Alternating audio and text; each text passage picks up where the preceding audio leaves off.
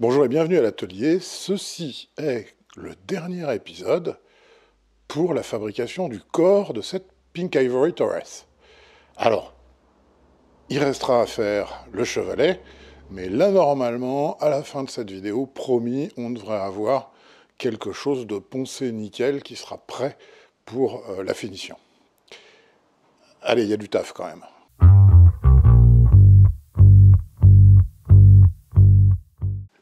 On va remettre un petit bout de plaquage avec juste un bout de scotch.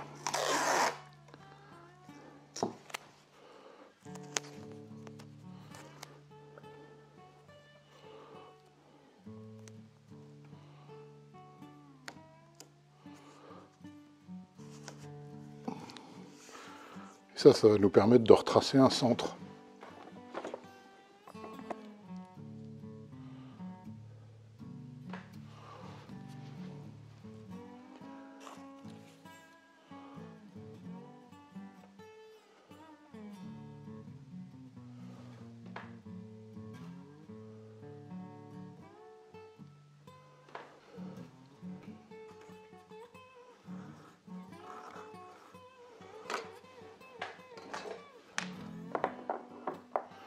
Et comme ça, on peut appuyer un compas sans risquer d'abîmer évidemment ce travail qu'on a déjà fait. Donc la pointe doit toujours être au centre. Et les bords doivent être ici, passer par ici, et aller ici. Donc on est un petit peu trop grand.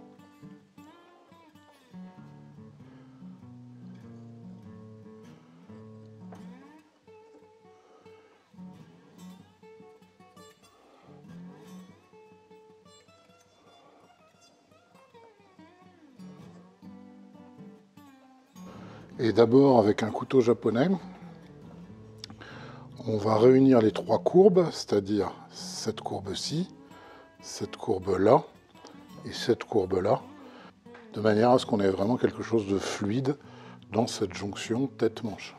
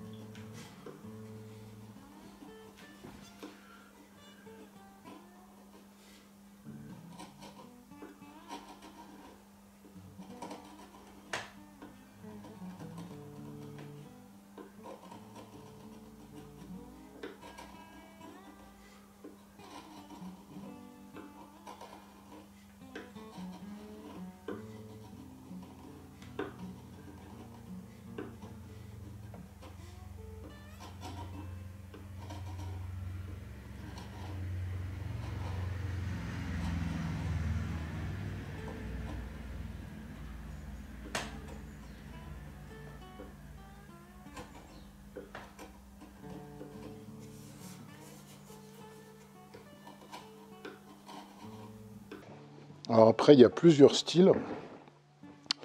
Le style tranché, c'est-à-dire avec une arête vive, relativement vive ici, ou le style un peu plus arrondi, où là en fait ça se fond, les formes se fondent l'une dans l'autre. Ça c'est vraiment un choix esthétique.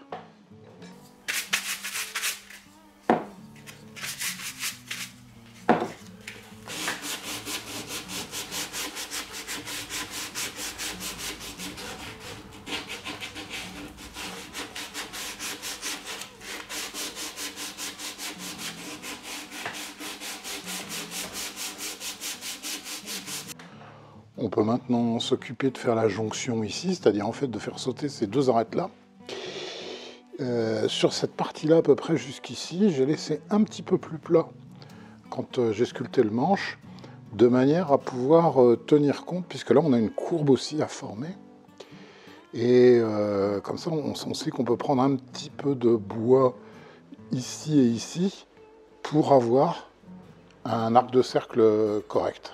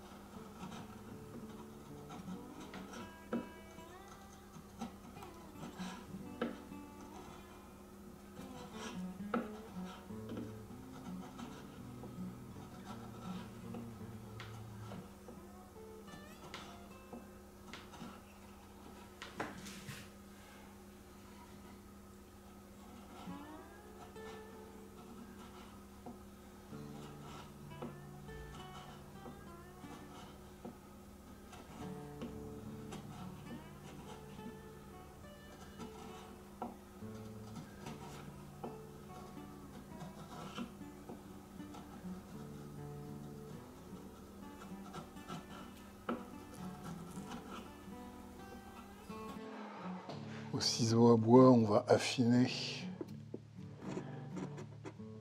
notre petite couche là, notre petite couche d'ivoire rose.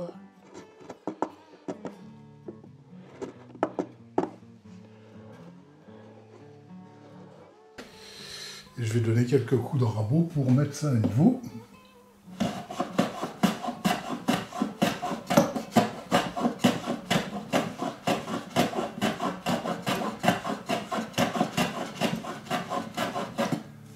Et pour finir, on va poncer jusqu'au 600.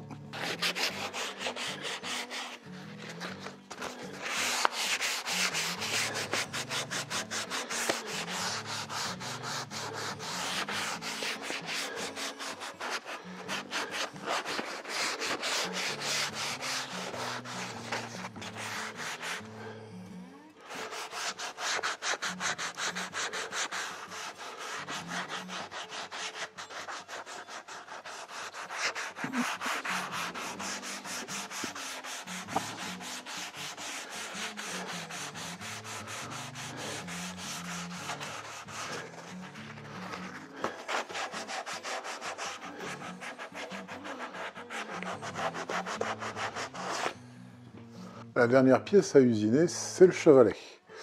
Et pour le chevalet, en fait, on va faire, comme très souvent dans le métier de lutherie, on va faire des compromis. L'idée, au départ, que j'avais eue, je n'en souvenais sans doute pas parce que c'était il y a longtemps, mais c'était le premier épisode, c'était évidemment d'assortir le chevalet à la touche en prenant aussi de l'ébène. Mais l'ébène, en fait, il a un vrai problème, c'est qu'il est certes assez solide pour tenir la tension des cordes, mais par contre, il est trop rigide, si bien qu'il va moins bien transmettre les vibrations à la table d'harmonie, et donc c'est pas une si bonne idée que ça, parce qu'en fait, ça va... Une contrainte de fabrication va aller à l'encontre d'une contrainte musicale. Donc j'ai changé mon fusil d'épaule, Et puis, j'avais un bout de palissandre des Indes, donc on va faire ce chevalet dans ce bout de palissandre des Indes. Alors, alors bien sûr, on peut acheter des chevalets tout faits dans le commerce, hein, ça vaut même pas très cher. Il y a juste un gros souci, c'est que vous voyez ici, cette partie-là qui est joliment décorée, là, c'est ce qui va en fait subir la pression des cordes, hein, le sillet de chevalet, c'est dans la rainure, et ça, c'est à l'arrière du chevalet, en fait. Et ça va subir la pression des cordes et l'usure. Et dans ce magnifique petit modèle, acheté je sais plus où, hein, c'était pour l'essai, ils ont mis du sycomore. Donc vous imaginez la durée de vie du sycomore par rapport à des cordes tendues, même si c'est des cordes nylon, par rapport à des cordes tendues. Donc nous, ce qu'on va faire, c'est qu'on va fabriquer un chevalet, mais on va mettre des inserts en os à la place de ces inserts-là qui sont en sycomore. Donc on a notre plaquette qui fait 35 pour l'instant, par 200, par 8 d'épaisseur. Ce qui est surtout important pour l'instant, c'est le 8 d'épaisseur, puisque ce sera l'épaisseur maximale de notre chevalet. Et puis j'ai ici une plaquette d'os, c'est du 2 mm je crois. Oui, c'est ça, c'est du 2 mm.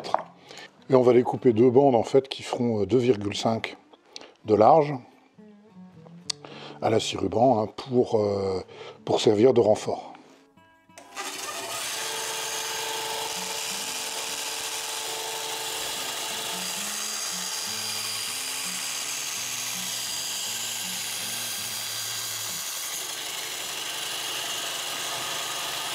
J'ai installé ma plaquette sur la CNC et la première chose que je vais faire, c'est avec une fraise de 6, je vais la détourer aux dimensions exactes. Et les dimensions exactes, c'est 180 par 28. Alors vous me direz, pourquoi t'as pas scié directement 180 par 28 ça aurait économisé quand même un parcours d'outils. C'est vrai, mais on n'est jamais parfaitement sûr à 100% au dixième de millimètre près qu'on est dans l'axe exact de la CNC. Donc là, ça permet de dire, certes, je vais perdre un petit peu de matière, mais pas tant que ça finalement. Par contre, comme cette pièce ne bougera plus tant qu'elle ne sera pas finie, je suis sûr que tous mes axes X seront parfaitement parallèles, tous mes axes Y seront parfaitement parallèles, etc. Donc c'est ok, on perd un peu de bois, on perd un petit peu de temps, mais on assure une vraie qualité de travail.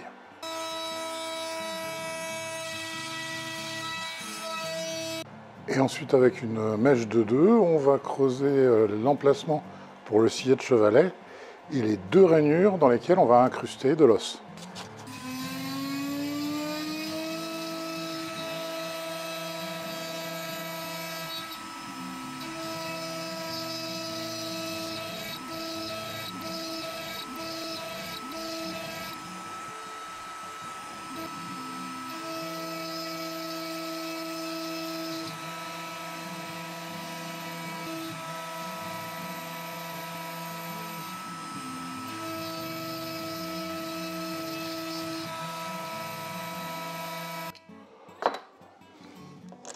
On va marquer le centre.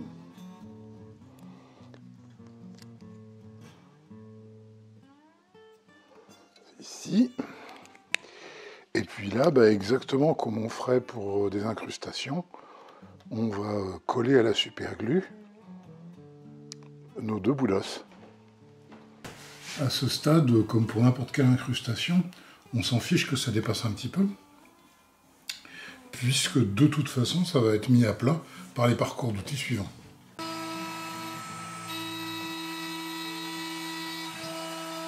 Ensuite, on peut lancer la phase de dégrossissage. Ce qu'on va faire, c'est pendant ce temps-là, je vais vous expliquer très rapidement comment j'ai fait le modèle 3D. Comme pour n'importe quel problème de maths ou de physique, l'idée c'est, quand le problème est complexe, de le décomposer en problèmes simples.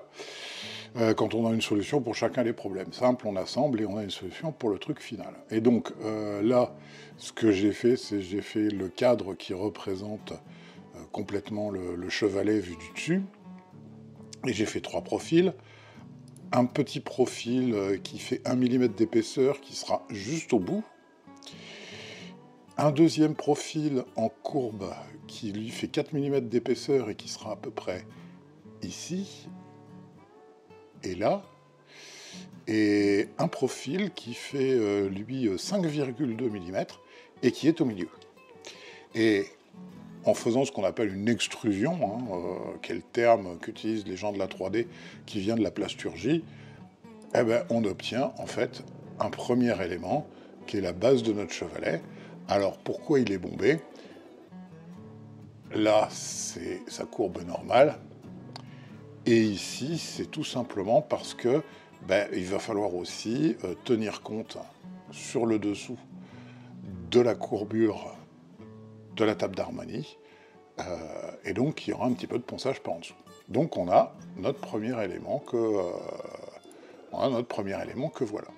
Ensuite, avec un deuxième cadre et un deuxième profil, on va refaire cette fois-ci une extrusion simple. Et cette extrusion simple, elle va nous donner cette partie-là. Et ici, ce qu'on fait, c'est qu'on dit que ce deuxième composant, il va aller se mélanger, fusionner avec le premier composant, ce qui va nous donner, en fait, notre forme de profil. Reste une seule chose à faire, et ça c'est vraiment basique, c'est de rajouter des découpes de rainures, qu'on voit ici, qui correspondent aux rainures du sillet de chevalet et aux 2 rainures de support en os. Et au final, si je fais une simulation de parcours d'outils, je vais faire le détourage.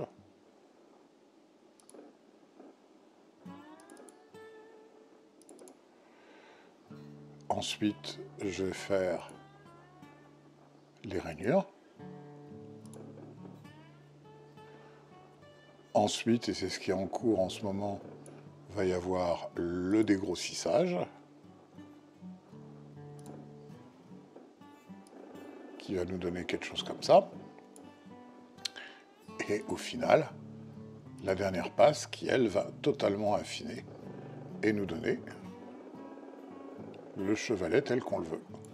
Et au final, avec une 2 mm hémisphérique, on va pouvoir faire la passe de finition.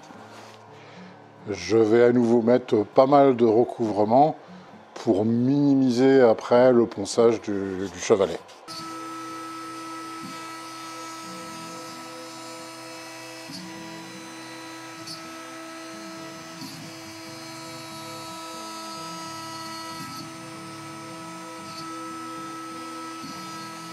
Pour les trous des cordes, on pourrait utiliser un gabarit, mais là on va le faire à la main. L'idée générale, c'est que il y a 6 trous bien sûr. L'anthrax, entre chaque trou, on prend 11,2 mm. Pourquoi? Parce que 5 intervalles x 11,2, ça fait pile 56.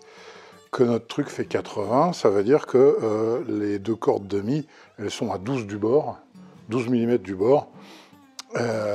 Et puis les suivantes sont à 23,2 mm et les dernières sont à 34,4 mm. Donc ça va très très vite comme ça.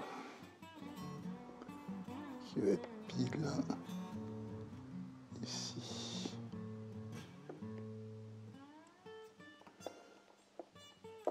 Et on va lui mettre un petit coup de stylo blanc.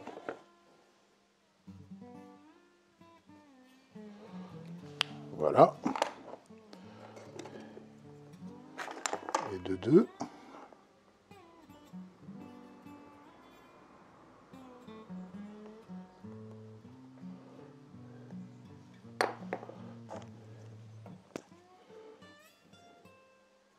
Alors on pourrait y aller évidemment à la perceuse à colonne, mais ce que j'aime bien, c'est donner un léger angle à notre trou qui ne soit pas parfaitement perpendiculaire.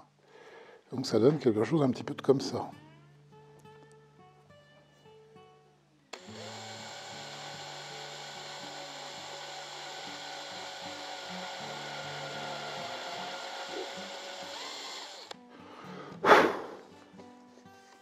Et on nettoie léger à la lime à ongles.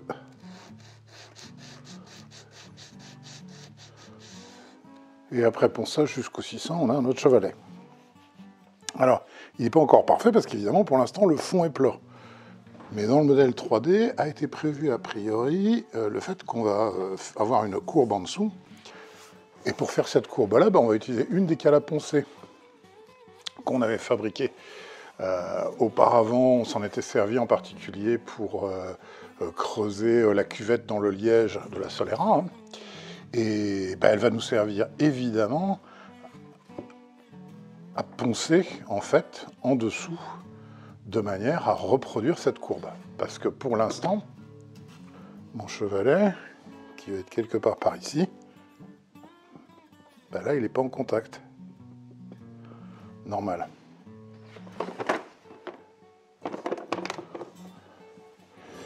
On va marquer l'envers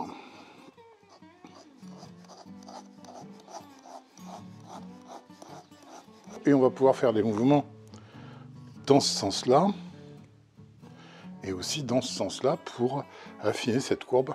Alors, on ne tient pas ici, parce que là, du fait de la souplesse, on courberait, on tient à peu près ici.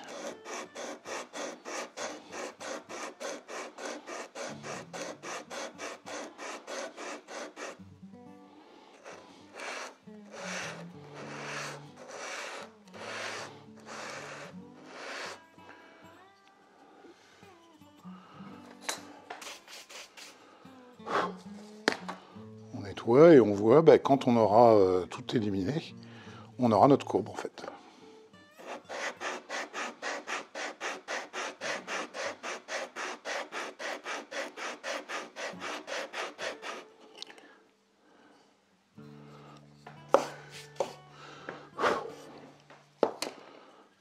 Petite combine, si on n'est pas droit, c'est qu'on appuie plus d'un côté que de l'autre.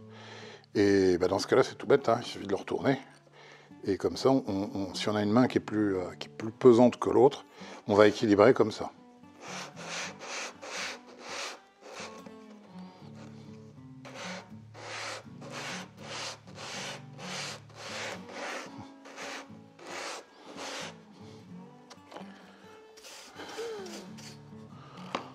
On le voit bien typiquement ici, là. J'ai un peu trop appuyé de ce côté-là. Donc si je le retourne, ça doit le faire.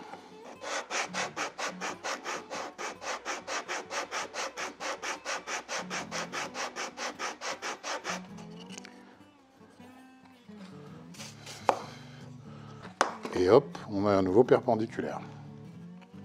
Donc en fait, on a bien une courbe. Et d'ailleurs, on le vérifie, puisque si on pose le chevalet,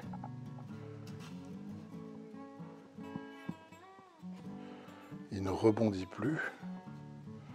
Il épouse la forme de la table d'harmonie. Petit test amusant. Le chevalet du commerce, c'est 27 grammes, avec du sycomore. Celui qu'on vient de fabriquer, qui en plus a des incrustations en os, il fait 17 grammes. 10 grammes de différence, c'est 10 grammes d'énergie qui n'iront pas dans la table d'harmonie et que j'espère iront avec celui-là. Voilà, on se rapproche de la finition. On a terminé ce corps de guitare.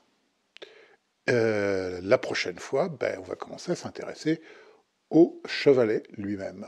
Donc, surtout si vous n'êtes pas abonné, si vous ne voulez pas rater les épisodes qui restent, c'est maintenant qu'il faut se mettre dessus. Et puis, si vous avez besoin de bois rares ou précieux pour fabriquer ou faire fabriquer une guitare, il y a la boutique sur laquelle je rassemble des bois que je trouve un petit peu partout dans le monde, auprès de fournisseurs avec qui je travaille depuis très très longtemps. À la prochaine fois.